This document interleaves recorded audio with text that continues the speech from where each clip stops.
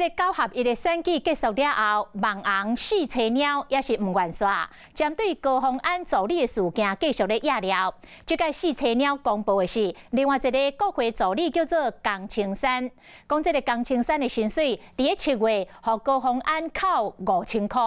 原来是因为江青山6月上班的时间一直对郭文泰翕郭文泰，无好好来做国会助理的工课，无怪去互扣薪水。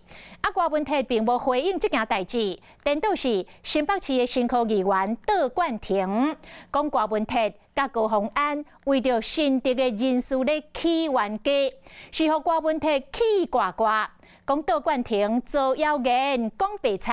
应该甲告。郭文泰2006月底参加高丽节两船点间的活动，内面采买种也新型阿伯迄物件专程开直播。讲一讲，郭文泰去勘店拜拜，嘛热情甲现场的民众签名，每一篇图文拢伫咧记录郭文泰的活动。关这个卖种业管理员叫做江青山，去网红四菜鸟掠到，伊个另外一个身份是高虹安的国会助理，不过伫咧2020年7月薪水单顶缩红扣5000。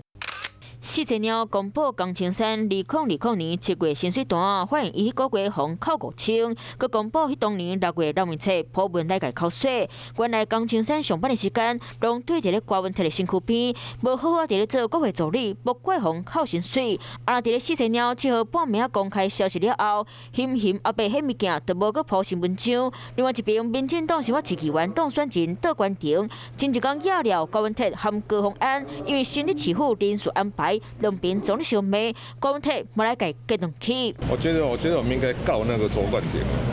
直接告他。我是这样的不可以在网络上每天造谣说谎。这个第一个，我跟高虹安哪什么地方吵架，或者说差什么人给他，